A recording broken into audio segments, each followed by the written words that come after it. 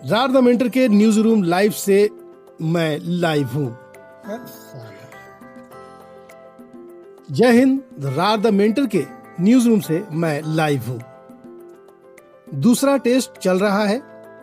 1-0 से भारत आगे है और भारत दूसरे टेस्ट में हार की कगार पर है। क्यों? क्योंकि भारत 1 रन पीछे रह गया था पहले इनिंग में और दूसरी पारी में 1 विकेट पर ऑस्ट्रेलिया ने 61 रन बना लिए हैं। और 61 रन बनाने का मतलब यही होता है कि आगे जो चौथा इनिंग जब भारत खेलेगी तो उस वक्त काफी परेशानियों का सामना करना पड़ सकता है। क्योंकि आपने देखा होगा कि 139 पर 7 विकेट गिरे थे और सारे के सारे बल्लेबाज आउट हो गए थे। लेकिन पिछले बल्लेबाज रविंद्रचंद्र अश्विन की बात करें या अक्षर पटेल की बात करें तो उन्होंने 100 रन से ज्यादा की साझेदारी करी और एक वक्त ऐसा लग रहा था कि भारत कुछ लीड ले लेगा, लेकिन तुरंत मौसम बदला और 1 रन कम पड़ गए। तो जहां पर खिलाड़ी जिम्मेदार हैं उसके साथ साथ टीम मैनेजमेंट या फिर कोच राहुल द्रविड़ इसके पूरे जिम्मेदार हैं भारत की ऐसी स्थिति बनाने में।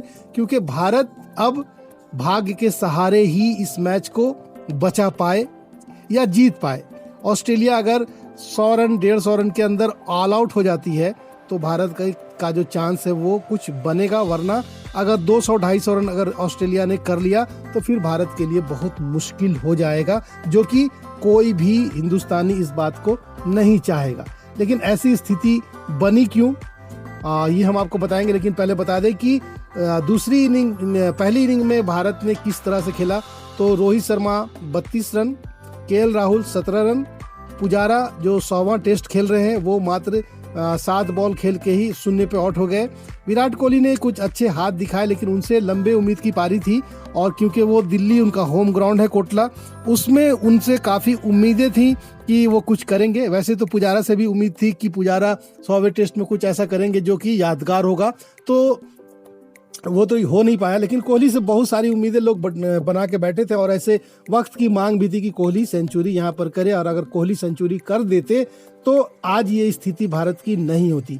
फिलहाल जो श्रेयस अय्यर को जो तोप समझकर राहुल द्रविड़ जो लाए थे, क्योंकि राहुल द्रविड़ को आप याद होगा आपको कि राहुल द्रविड़ एक अच्छे खिलाड़ी जरूर है लेकिन इंसान कैसे हैं आपको पता होगा कि एक वक्त था एक टेस्ट मैच के दौरान जब वो कप्तान हुआ करते थे भारतीय टीम के, और उस वक्त तेंदुलकर 82 रन पर खेल रहे थे और उस वक्त उन्होंने डिक्लेयर किया था। तो आप समझ सकते हैं वो किस तरह के इंसान हैं, उनके बारे में भी बात करेंगे। तो श्रेयस अय्यर को तोप बना करके लाया गया था और इनफॉर्म बैट्समैन जिन्होंने अभी परफॉर्म किया था, अभी लगातार वो खेल रहे थे। जी हाँ, मैं बात कर रहा हूँ सूर्य कुमार यादव की। अब आपके जहन में ये बात आ रही कि सूर्य कुमार यादव भी तो कुछ नहीं किए, तो बताइए कि जो डेब्यू मैच होता है तो सारे लोग अजहरुद्दीन बन जाते हैं, वो लगातार 3 टेस्ट में 3 सेंचुरी मारते हैं क्या? लेकिन आप उनकी उपयोगिता को भुला नहीं सकते। और एक पारी से में खेलने का मौका मिला, पहला टेस्ट था तो फॉर्मेट चेंज था, तो उनको तो थोड़ा सा समझना चाहिए। और इतनी जल्दी उनको टीम से बाहर कर दिया गया और श्रेयस अय्यर को लाया गया कि श्रेयस अय्यर जो आएंगे वो ऑस्ट्रेलिया को पूरी तरह से 1000 रन बना देंगे और 1000 बना के ऑस्ट्रेलिया को हरा देंगे। तो राहुल द्रविड़ की जो सोच है कि वो सोच यहाँ पे चली नहीं। बात कर लेते रविंद्र जडेजा की। रविंद्र जडेजा भी अपने हिसाब से ठीक खेले, उनका भी पैर जम रहा था लेकिन मात्र 26 रन मनाकर आउट हो गए। श्रेयस अय्यर ने मात्र 4 रन बनाया, 15 गेंदें खेली, 4 रन बनाए और चले गए सस्ते में। अब बात कर लेते हैं श्रीखर भारत की। उन्होंने 12 गेंदें खेली, 6 रन बनाए। अक्षर पटेल, यहाँ पे शुक्रिया करना होगा अक्षर पटेल का, क्योंकि जिस तरह से वनडे और T20 में उन्होंने परफॉर्म किया है उससे अच्छी परफॉर्मेंस उन्होंने दी है। ये फिर अब अभाग्यशाली रहे क्योंकि भाग ने उनका फिर से साथ नहीं दिया। पिछली बार भी 16 रन से शतक से चूके थे, इस बार लगभग 26 रन से शतक से चूके। शतक बनता या नहीं बनता, लेकिन यहाँ पर यह था कि इंडिया का स्कोर एक सम्मानजनक स्कोर होता। 100-150 रन का अगर लीड हो जाता तो ऑस्ट्रेलिया बैकफुट पे चली जाती। अब फिलहाल ऑस्ट्रेलिया जो है फ्रंट फुट पर है, बैकफुट पर इंडिया है। अब देखना ये होगा कि कल कितने सस्ते में ऑल आउट करते हैं ऑस्ट्रेलिया को। अगर सस्ते में ऑल आउट हो गए तो फिर मामला कुछ और होगा। जी हाँ, बात करो अश्विन की, अश्विन ने भी शानदार पारी खेली और 37 रनों की भागीदारी निभाई। तो अश्विन और अक्षर पटेल की बात करें तो अक्षर पटेल और अश्विन ने लगभग 100 से ज्यादा रनों की पार्टनरशिप करी है और यहाँ पर भारत को एक सम्मानजनक स्कोर तक पहुंचाया, वरना ऑस्ट्रेलिया 100 रन से ज्यादा का लीड ले सकती थी। फिर बात कर लेते हैं पुछल्ले बल्लेबाज जो मोहम्मद शमी, मोहम्मद सिराज, इनसे बहुत ज़्यादा उम्मीद करनी भी नहीं चाहिए और कोई किसी ने किया भी नहीं था। लेकिन पिछली बार मोहम्मद शमी ने अपने अच्छे हाथ दिखाए थे और 37 रन उन्होंने किया था, तो ऐसी उम्मीद थी और वो कोशिश में भी थे। लेकिन जिस तरह से पिच टर्न ले रही थी तो वहां पर उनकी बल्लेबाजी वैसी काम ना आई। चलिए अब शुरुआत से बात करते हैं कि शुरुआत में मैंने, आपको याद होगा कि पिछले जब मैंने टेस्ट जब शुरू होने वाला था तो उस टाइम मैंने बताया था कि किस तरह से टीम का सिलेक्शन होने से अच्छा होता है, क्योंकि देखिए यहाँ की जो टीमें हैं, अब भारत हारे तो ये काफी बुरा लगता है सुनने में, क्योंकि एक क्रिकेट प्रेमी और एक देश प्रेमी होने के नाते भारत की हार कोई भी पसंद नहीं करेगा। ऐसे में ऑस्ट्रेलिया जो पिछले साल से जो बादशाहत कायम की हुई है इंडिया में दिल्ली पर, अब इस बार दिल्ली हारने के कगार पर पहुंची है और बहुत अच्छा अगर इंडिया खेलती है तो भले इस टेस्ट को भी जीत जाए, लेकिन ये टीम हार के कगार पर पहुंची है। उसके पीछे सिर्फ और सिर्फ एक कारण है कि टीम का सिलेक्शन सही नहीं है। आप देखिए ऑस्ट्रेलिया अब तक तेज गेंदबाजों पर निर्भर करती थी, लेकिन भारतीय पिचों को देखकर उन्होंने अपने तेज गेंदबाजों को बिठाया। मात्र जो उनके कप्तान हैं पैट कमिंस, वही आपको दिखाई पड़े तेज गेंदबाज के रूप में, और शुरुआत से ही स्पिनर्स पे वो निर्भर कर गए। एक स्पिनर्स को वहां से खास करके बुलाया गया और ऐसा पहली बार हुआ है कि ऑस्ट्रेलिया ऐसी टीम 3-3 स्पिनर को लेकर एक साथ खेल रही है। 2-4 पार्ट टाइमर भी हैं साथ में, लेकिन सिर्फ एक गेंदबाज जो है वो फास्ट बॉलर है और 4 खिलाड़ी से वो खेल रहे हैं बॉलर के रूप में, जिसमें से पैट कमिंस भी अच्छी बैटिंग कर लेते हैं और लायन भी अच्छी बैटिंग कर लेते हैं और मर्फी भी अच्छी बैटिंग की है। और उन्होंने अपने साथ में 7 बैट्समैन लेकर के खेला है। विकेट कीपर जो वहाँ के हैं वो भी बैट्समैन अच्छे बल्लेबाजी भी करते हैं। तो 7 बल्लेबाज और 4 गेंदबाजों के कॉम्बिनेशन से ऑस्ट्रेलिया उतरी है। जो फॉरेनर टीम है जो तेज गेंदबाजों पर बाजी पर भरोसा करती है, वो 7 बैट्समैन और 4 ही बॉलर लेकर के उतरी है। और अपनी टीम का बात करें तो अपनी टीम में 3 स्पिनर, 2 पेसर, 5 बॉलर और मात्र 4 से 5 बैट्समैन। विकेट कीपर को अगर आप बैट्समैन मान रहे हैं तो विकेट कीपर की ना बैटिंग ही समझ में आ रही है ना उनकी कीपिंग समझ में आ रही है, लेकिन भी टीम में है। वो टीम में क्यों है, श्रेयस अय्यर टीम में क्यों है, केएल राहुल टीम में क्यों है, अभी मैं आपको इसके बारे में बताऊंगा। लेकिन सबसे पहले आ जाते हैं टीम सिलेक्शन पर। सूर्य कुमार यादव पर आते हैं। सूर्य कुमार यादव ने जिस तरह से बल्लेबाजी की है, टेस्ट मैच हो, वनडे हो या T20 हो, तो वनडे और T20 में उन्होंने इनफॉर्म बैट्समैन जो है अच्छा फॉर्म वहां पर दिखाया है और उनको ड्रॉप किया गया।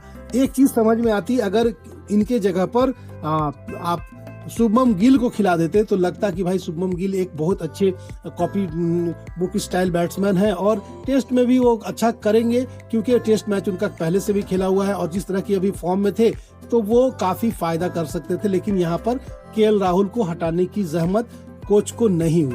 मैं आपको बता दूं, अब राहुल द्रविड़ और रोहित शर्मा के बीच में भी जो कॉम्बिनेशन है वो अब सही नहीं बैठ रहा। जिस तरह से रवि शास्त्री के साथ में कॉम्बिनेशन बैठता था, अब वैसा कॉम्बिनेशन नहीं, क्योंकि राहुल द्रविड़ की जो सोच है वो एक प्रांत को लेकर सोचते हैं और वो प्रांतीय खेल खेलते हैं। आपको मैं बता दूं कि अभी जो टीम है उसमें केएल राहुल, रविंद्रचंद अश्विन, भरत अय्यर, ये सारे जो है एक प्रांत, खास प्रांत से आते हैं जहां के राहुल द्रविड़ है। तो चलिए रविंद्रचंद अश्विन की बात करें तो वो ठीक है और केएल राहुल की भी बात अच्छी है, लेकिन अय्यर को और भरत को किस हिसाब से खिला रहे हैं, किस तरह से खिला रहे हैं, ये समझ से परे है और ये बात उठना लाजमी है, क्योंकि जब जीतती है टीम तो कोई इन चीजों पर ध्यान नहीं देता, लेकिन जब हारेगी टीम या खराब प्रदर्शन करेगी तो इन बातों पर भी ध्यान देना पड़ेगा। राहुल द्रविड़ एक अच्छे प्लेयर हैं, बहुत ही अच्छे प्लेयर हैं, उन्हें द वॉल के नाम से जाना जाता है, लेकिन जिस तरह का वो काम इन्होंने किया है ये कहीं से भी काबिल तारीफ नहीं है। और मैंने आपको याद दिलाया ना सचिन तेंदुलकर वाली बात, तो इस तरह की चीजें भारत में बंद हो गई थी। 1983 में के बाद कुछ कुछ दिनों तक इस तरह की चीजें चली थी, फिर बाद में ये बंद हो गया, लेकिन ये जब से मैनेजर बने हैं तब से इस तरह की चीजें देखने को मिल रही है। अब मैं बात करता हूं कि क्यों मैं ऐसा बोल रहा हूं, क्योंकि मैंने ये कहा था कि केएल राहुल को विकेट कीपर बना दीजिए, वो टीम में आप रखना चाहते हैं तो उन्हें विकेट कीपर के रूप में रखिए। अब आप ये कहेंगे कि केएल राहुल विकेट कीपिंग नहीं कर सकते, क्यों नहीं कर सकते? KL Rahul wicket keeper batsman है, वो कल भी थे, आज भी हैं, और उन्होंने वनडे और T20 में विकेट कीपिंग की है, तो फिर वहां पे क्यों नहीं कर सकते? अगर वो विकेट कीपिंग में विकेट कीपर के रूप में रहते तो आपके पास में दो ऑप्शन था। एक, आप शुभमन गिल को भी सामने ला सकते थे और आप श्रेयस अय्यर को भी ला सकते थे। आपको श्रेयस अय्यर को खिलाने का इतना ही बड़ा शौक था तो आप खिला सकते थे। तो आपको भरत को बिठाना चाहिए, ना कि सूर्य कुमार यादव को।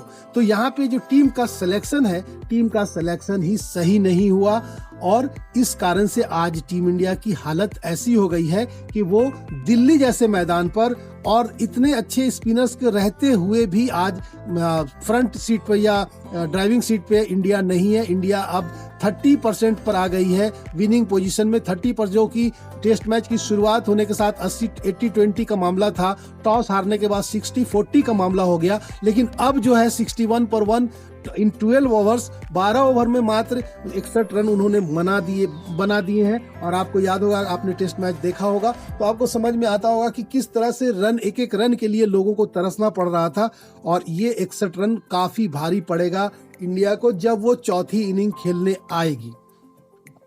अब बात कर लेते हैं शुभमन गिल की।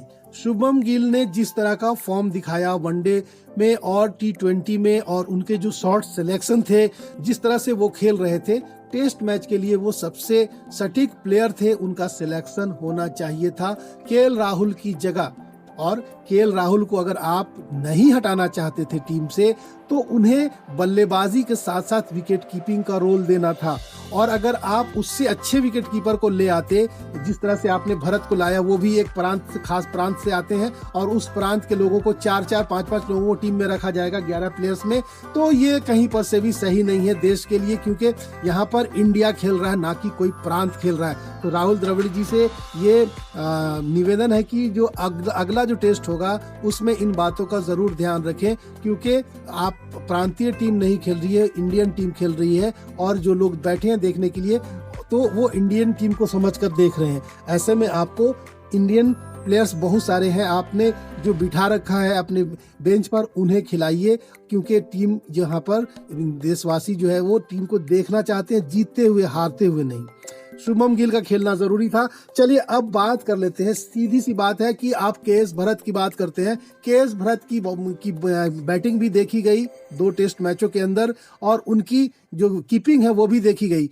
तो ऐसी कोई खास बात उनमें नहीं दिखी कि बहुत अच्छे विकेट कीपर है इसलिए उनको खिलाया जा रहा है, जबकि आपके पास में विकेट कीपर के रूप में ईशान किशन मौजूद है। ये अलग बात है कि आज जो पंत आज इंजर्ड है, उनका एक्सीडेंट हुआ है और वो स्वास्थ्य लाभ ले रहे हैं, और जब वो फिट होंगे तब भारतीय टीम में आएंगे। लेकिन जिस तरह से आपने भरत को खिलाया, तो किस बिना पर भरत को खिलाया? अगर भरत ने बहुत अच्छा परफॉर्म किया था तो सरफराज अहमद लगातार परफॉर्म कर रहे हैं रणजी ट्रॉफी में, और उन्हें भी इंडियन टीम में टेस्ट मैच खेलने की उम्मीद है, तो उन पर ध्यान क्यों नहीं जा रहा है आपका ध्यान केएस भरत की बल्लेबाजी पर चला जा रहा है, क्योंकि बहुत अच्छी बल्लेबाजी, एक्स्ट्रा ऑर्डिनरी बल्लेबाजी उन्होंने नहीं की है जिस तरह से सरफराज खान ने की थी।